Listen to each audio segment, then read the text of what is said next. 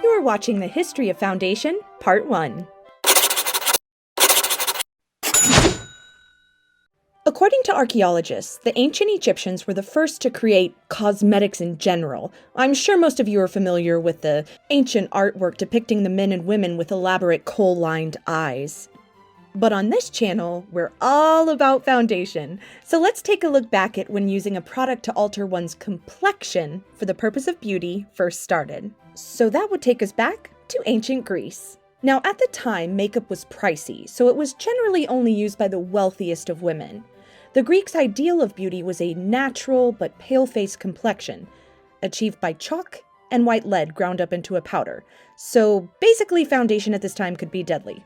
To be fair though, they didn't know it was deadly. Jumping over to ancient Rome now. Unlike Greece, where makeup was only worn by the upper class, in ancient Rome it was worn by women of all classes, and it was a really big part of daily life. Some women even had skilled servants to apply their makeup, and there were separate rooms, only for women, that were used for their daily beautifying routines. Foundation at this time, much like the Greeks, was still made of lead and chalk.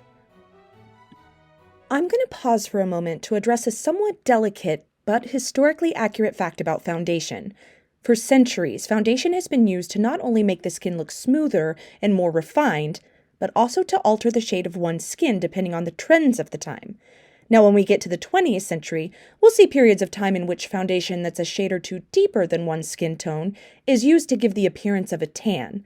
But for the most part, starting with the Greeks and moving through several centuries, pale, light skin was considered the ideal. And part of this had to do with social standing.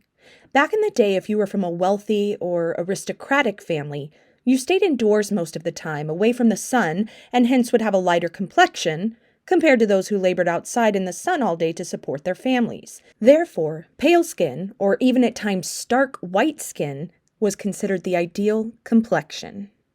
Just wanted to throw that info out there because I always want to be compassionate to my viewers, especially when it comes to sensitive matters.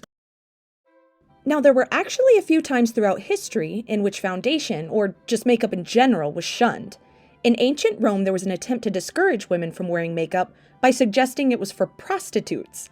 And then we have the medieval period when it was considered vain to focus on your appearance, and then again during the reign of Queen Victoria, who found anything but a fresh, makeupless face to be vulgar. So just to clarify, foundation hasn't been used continuously from the ancient Greeks until now. But it was used during the Tudor Dynasty of England by a woman who is probably the most recognizable foundation wearer of all time, Queen Elizabeth I.